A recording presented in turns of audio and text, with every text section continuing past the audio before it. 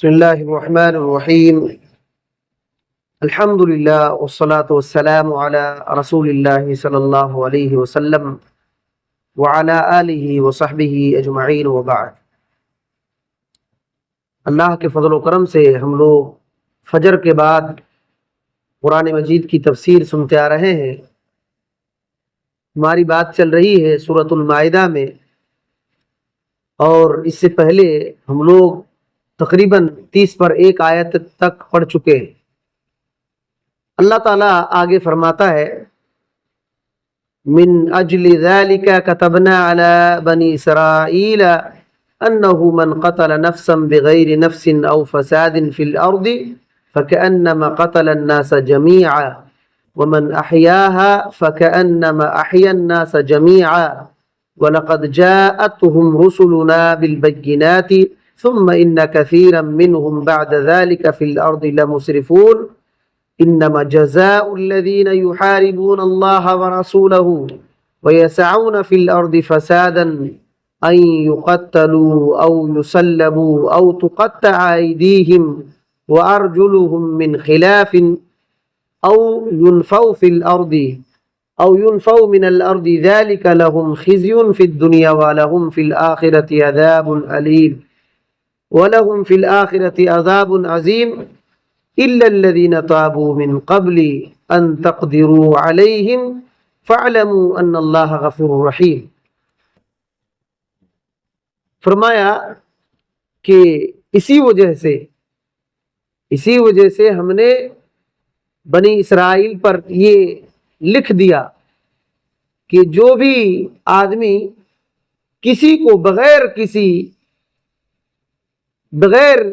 قصور کے، بغیر کسی کو قتل کیے ہوئے یا بغیر زمین پر فساد مچائے ہوئے یوں ہی اگر کسی نے کسی کو قتل کر دیا تو ایسا ہی ہے جیسے تمام لوگوں کو قتل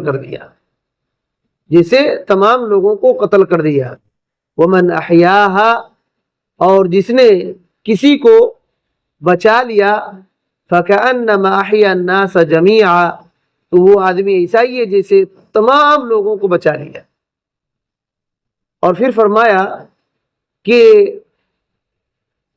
ان لوگوں کے پاس ہمارے رسول واضح دلائل لے کر کے پہنچے، ہمارے رسول ان لوگوں کے پاس واضح دلیل لے کر کے پہنچے آئے، لیکن اس کے باوجود بھی ان میں سے اکثر لوگ زمین پر ظلم و زیادتی اور زبردستی کرنے والے ہی بن کر رہ گئے۔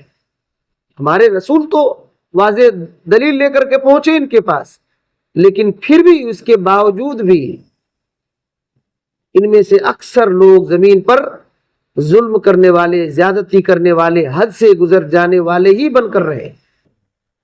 اور فرمایا ان لوگوں کا بدلہ جو لوگ اللہ اور اس کے رسول کے ساتھ محاربہ کرتے ہیں، جو لوگ اللہ اور اس کے رسول کے ساتھ لڑتے ہیں اور زمین پر فساد مچانے کے لیے کوشش کرتے ہیں، ان لوگوں کی سزا کیا ہے؟ ان کی سزا یہ ہے کہ ان کو قتل کر دیا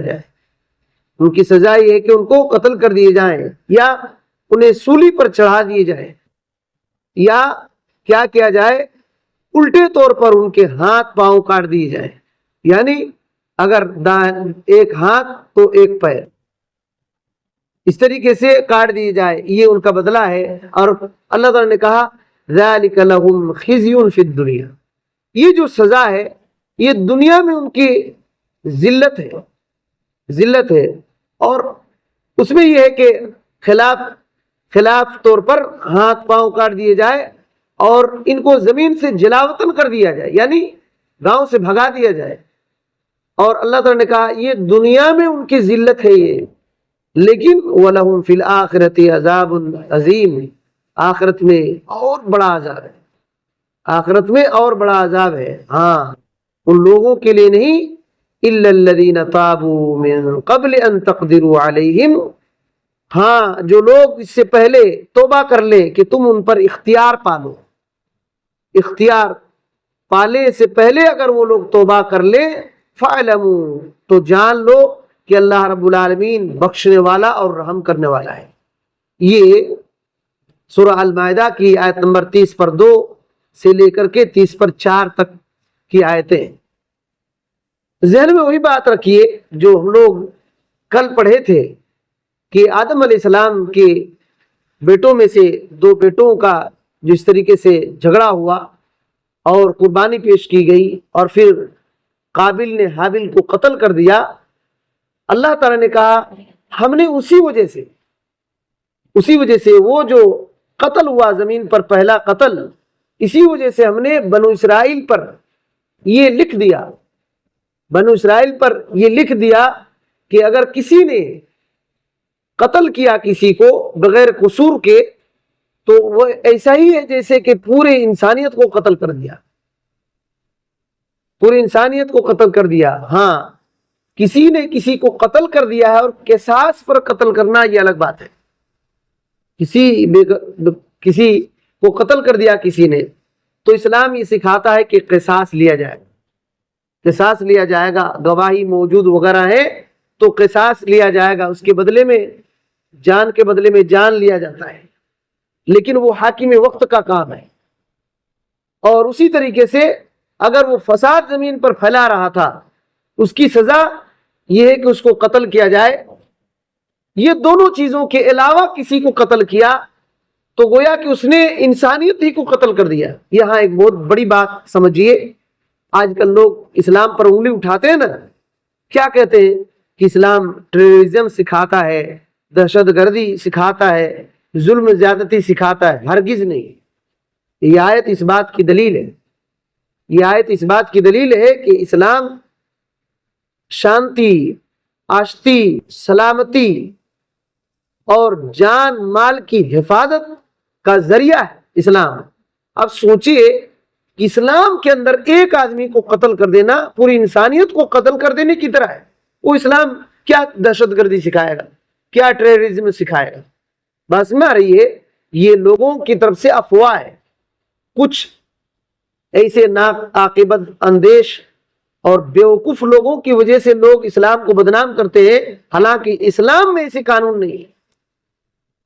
کچھ لوگوں کی وجہ سے، جن کی غلطیوں کی وجہ سے اسلام کو لوگ بدنام کرتے ہیں، لیکن اسلام میں ایسی تعلیم ہے ہی نہیں۔ اسلام کیا چوری کرنا سکھاتا ہے، ڈکیتی سکھاتا ہے، کسی کو مال ہڑپ لینا سکھاتا ہے؟ اسلام نہیں سکھاتا ہے، بلکہ اسلام تو چوری کرنے کی سزا ہاتھ کاٹ کر رکھا ہے۔ بات میں آ رہی ہے کیوں؟ تاکہ مال محفوظ ہو۔ ایک بات یاد رکھیے، اسلام کے اندر نسل کی حفاظت سکھاتا ہے، اسی وجہ سے بغیر شادی شدہ کے زنا کا رجم، یہ جو جلاوطینی کوڑے اور شادی شدہ کو جو رجم کا سزا رکھا، کیوں رکھا ہے؟ تاکہ نسلیں محفوظ رہے۔ ایک آدمی کی بیوی دوسرا کوئی استعمال نہ کرے، کہیں ایسا نہ ہو کہ باپ کو انہیں پتہ ہی نہ چلے۔ بات میں آ رہی ہے، اسلام نے نسلوں کی حفاظت کیا ہے، اسی طریقے سے عقلوں کی حفاظت کیا ہے۔ اسلام عقل کی حفاظت سکھاتا ہے، اسی وجہ سے تمام نشے والی چیز حرام ہے۔ اسلام میں نشے والی چیز کیوں حرام ہے؟ عقل کی حفاظت کے لیے اور بدن کی حفاظت کے لیے۔ اسی طریقے سے اسلام میں خون کی حفاظت کیا ہے، خون۔ اسی وجہ سے کسی کو قتل کرنا بڑا جرم ہے، جہنم تک پہنچ سکتا ہے۔ اور دیکھیے، کسی نے بغیر قصور کے قتل کر دیا تو انسانیت کو قتل کر دیا۔ اسی وجہ سے اسلام میں کسی کے طرف ہتھیار سے اشارہ کرنا بھی جائز نہیں۔ تو یہ اور مال کی حفاظت کا ذریعہ اسلام سکھاتا ہے۔ اسی وجہ سے سود کو حرام کیا، اسی وجہ سے دھوکہ بازی کو حرام کیا، اسی وجہ سے چوری کو حرام کیا، اور اسی وجہ سے ڈکیتی کو حرام کیا۔ جتنے بھی کسی کے مال کو لیا جا سکتا ہے غلط طریقے سے، سب حرام کیا۔ مال کی حفاظت اسلام سکھاتا ہے۔ اسی طریقے سے عزت کی حفاظت اسلام سکھاتا ہے۔ عزت کی حفاظت اسلام سکھاتا ہے۔ کسی کی عزت اور بے عزتی، کسی کو بے عزتی نہیں کر سکتے، اسی وجہ سے چغلی تک کو حرام کیا۔ چغلی کو کیوں حرام کیا؟ غیبت کو کیوں حرام کیا؟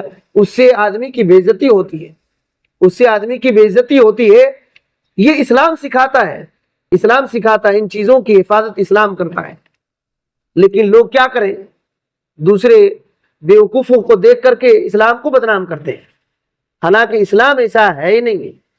دنیا کا سب سے اچھا، سب سے سچا اور سب سے ڈسپلن اسلام سکھاتا ہے، سب سے ڈسپلن سے رہنے سے کے لیے اسلام سکھاتا ہے، لیکن لوگوں کی وجہ سے اسلام دیکھیے، جو لوگ اسلام پر مکمل چلتے ہیں ان کو دیکھ کر لوگ خوش ہوتے ہیں، یاد رکھیے، ان کو دیکھ کر کے لوگ خوش ہوتے ہیں، ان پر یقین کرتے ہیں، لیکن جو لوگ اسلام کو فالو نہیں کرتے ان کو دیکھ کر کے لوگ پریشان ہوتے ہیں کہ یہ کیسا اسلام ہے، اسلام نہیں ہو سکتا۔ وہ آدمی اسی وجہ سے لوگ شک کرتے ہیں کہ یہ مسلمان نہیں ہو سکتا ہے۔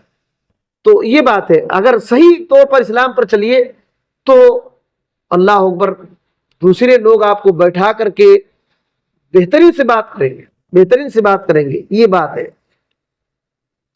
حضرت عثمان رضی اللہ تعالیٰ عنہ، حضرت عثمان رضی اللہ تعالیٰ عنہ کو جب باغی گھیر لیتے ہیں، عثمان رضی اللہ تعالیٰ عنہ کو جب باغی لوگ گھیر لیتے ہیں تو حضرت ابو ہریرہ رضی اللہ تعالیٰ عنہ ان کے پاس جاتے ہیں اور کہتے ہیں کہ میں آپ کی طرفداری میں آپ کے مخالفین جو لوگ گھیرے ہیں ان سے لڑنے کے لیے آیا ہوں، اب غور کیجیے، حضرت ابو ہریرہ رضی اللہ تعالیٰ عنہ، حضرت عثمان رضی اللہ عنہ کے گھر کو گھیرا گیا ہے، باغیوں نے گھیرا ہے۔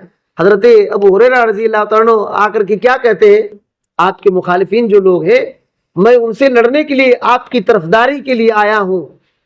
تو کیا کہا کہ حضرت عثمان رضی اللہ تعالیٰ عنہ نے کہا کہ تم اس بات پر آمادہ ہو کہ سب کو قتل کر ڈالو گے کیا، اور میں بھی اس میں شامل ہوں۔ دیکھیے، حالانکہ ان کے مخالف سے لڑنے کے لیے آئے، تو حضرت عثمان رضی اللہ تعالیٰ عنہ کیا کہتے ہیں، کیا تم سب کو قتل کر دینے کے لیے آئے ہو، اور میں بھی اسی میں ہوں، مجھ کو بھی قتل کرنا چاہتے ہو؟ حالانکہ ان کو قتل کرنے کے لیے نہیں آئے، ان کو قتل کرنے کے لیے نہیں آئے۔ حضرت ابو ہریرہ رضی اللہ تعالیٰ نے فرمایا نہیں، میں اس وجہ سے نہیں آیا ہوں۔ تو فرمایا سنو، ایک آدمی کو قتل کرنا ایسا ہی ہے جیسے کہ سب کو قتل کر دیا۔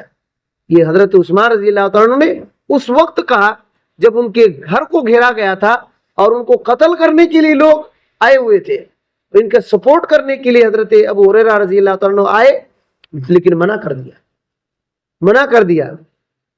اس طریقے سے ہے، کہا کہ جاؤ، واپس لوٹ جاؤ، میری یہی خواہش ہے کہ اللہ تعالیٰ تمہیں اجر دے اور گناہ نہ دے۔ دیکھیے، گناہ نہ دے، کیونکہ یہ لڑتے تو ہی مسئلہ ہوتا ہے نا کہ یہ بھی کوشش کر رہے ہیں کسی کو قتل کرنے کے لیے۔ تو اس طریقے سے یہ سن کر کے واپس لوٹ گئے، حضرت ابو ہریرہ رضی اللہ تعالیٰ واپس لوٹ گئے۔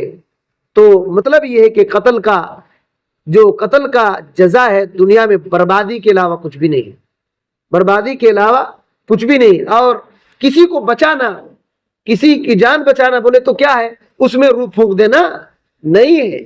کسی کو کوئی روح پھونک سکتا ہے؟ ابن عثیمین رحمۃ اللہ علیہ کہتے ہیں کہ اللہ تعالیٰ نے کہا کہ جس نے کسی کو احیاہا، زندہ کیا، تو اس نے پورے سب لوگوں کو زندہ کیا۔ اس کا یہ مطلب نہیں ہے کہ آدمی کسی کے اندر مر گیا ہے تو روح پھونک دے، آدمی کے بس کی بات ہی نہیں ہو۔ اس کا یہ مطلب ہے کسی کو بچایا۔ کیسے؟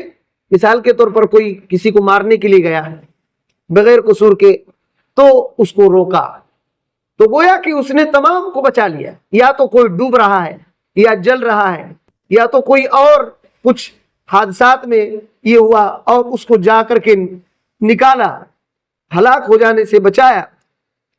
تو یہ ایسا ہے کہ گویا کہ تمام انسانیت کو بچایا اس نے، اتنا بہترین دین یہ ہے۔ تو یہ بات ہے۔ اللہ تعالیٰ نے کیا کہا، بنو اسرائیل کے پاس پیغمبر آئے دلائل لے کر کے۔ ابن عثیمین رحمۃ اللہ علیہ نے لکھا ہے کہ اللہ تعالیٰ نے ہر نبیوں کو اس کے زمانے کے حساب سے معجزہ دیا، اس کے زمانے کے حساب سے معجزہ دیا۔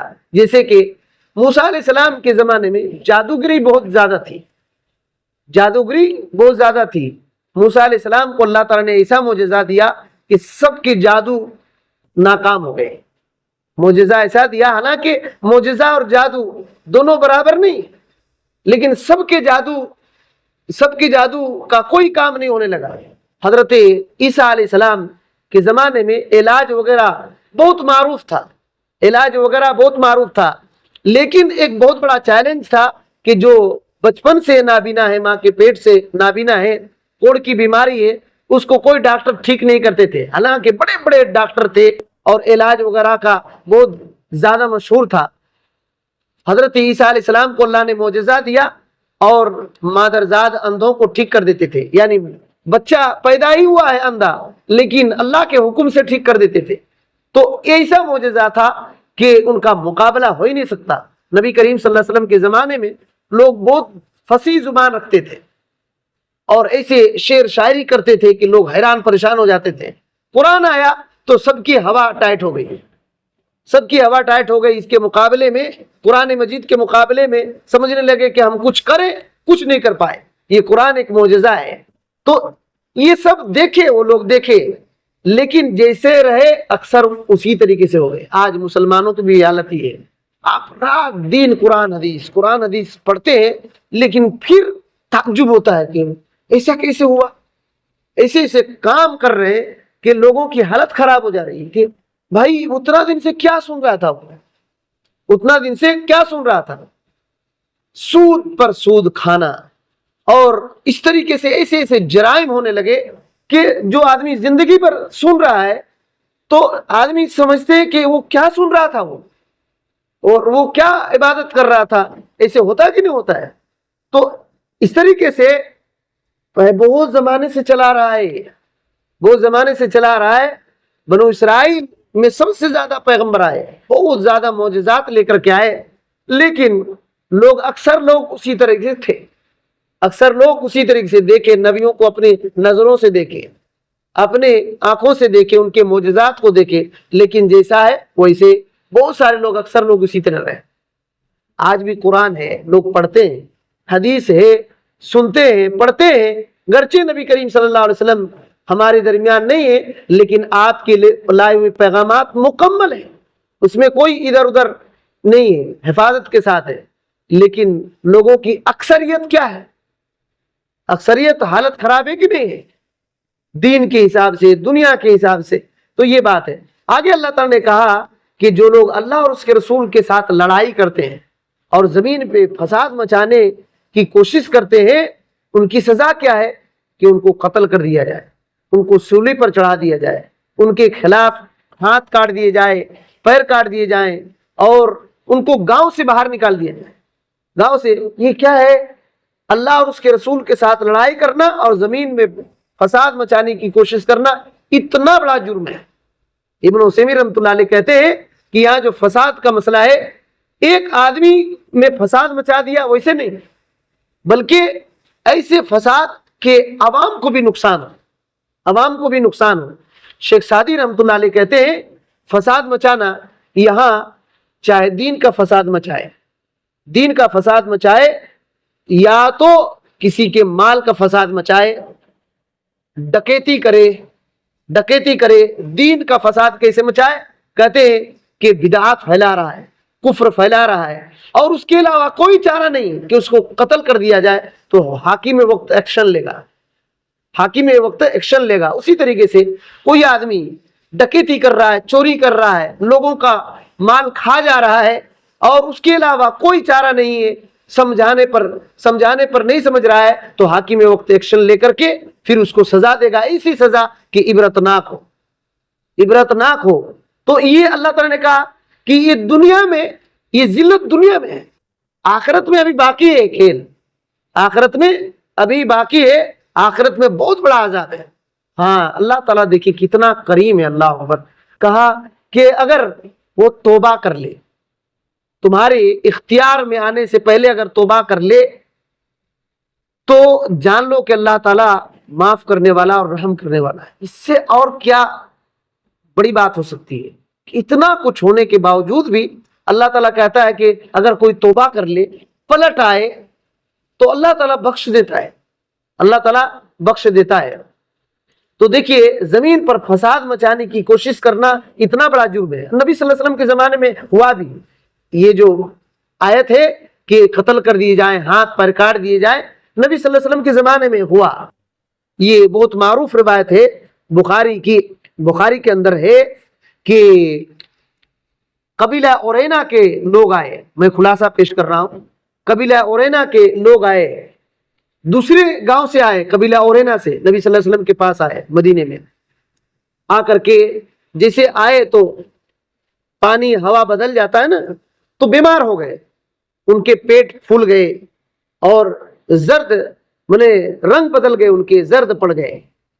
اللہ کے نبی صلی اللہ علیہ وسلم نے کہا کہ دیکھو تمہارا علاج یہ ہے کہ جاؤ وہاں صدقہ, یہ اونٹ زکوٰۃ کے اونٹ وغیرہ رہتے ہیں, مال غنیمت کے اونٹ رہتے ہیں, جاؤ وہاں چل رہی ہیں, ان کا دودھ پیتے رہنا اور پیشاب بھی پیتے رہنا, تمہارا علاج اسی میں ہے.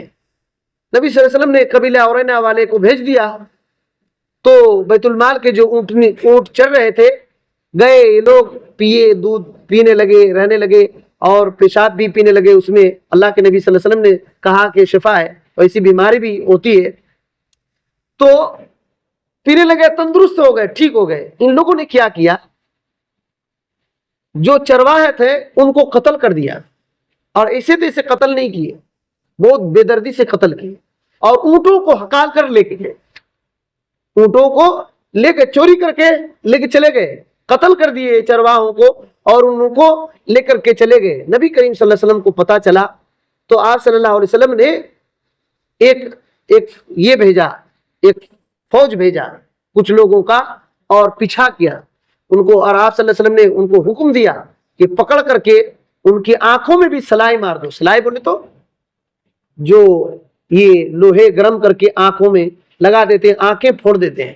ان لوگوں نے اسی طرح سے کیا تھا چرواہوں کے بارے میں, اور آپ صلی اللہ علیہ وسلم نے کہا کہ ان کو پکڑ کر کے قتل کر دو. تو آپ صلی اللہ علیہ وسلم نے اس طریقے سے کیا, کیونکہ وہ لوگ زمین پر بڑا فساد مچائے.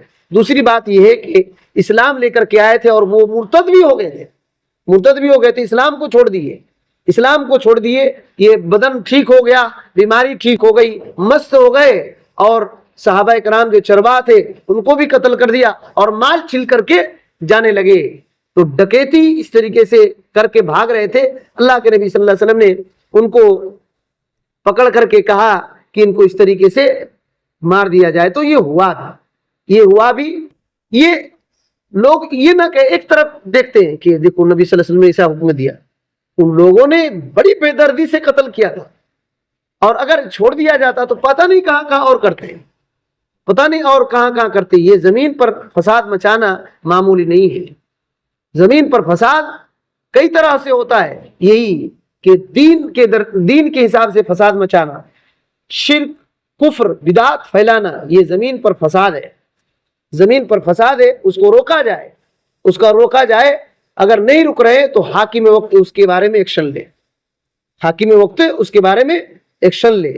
اور اگر کوئی مال کا فساد مچا رہا ہے, لوگوں کا مال چھین رہا ہے, جھپٹ رہا ہے اور ڈکیتی کر رہا ہے, تو اس کو یہ پکڑا جائے اور حاکم وقت اس کے بارے میں ایکشن لے. یہ اسلام سکھاتا ہے, اسلام کی تعلیم ہے. اسی وجہ سے چور کو ہاتھ کاٹنے کا حکم اسلام نے دیا ہے.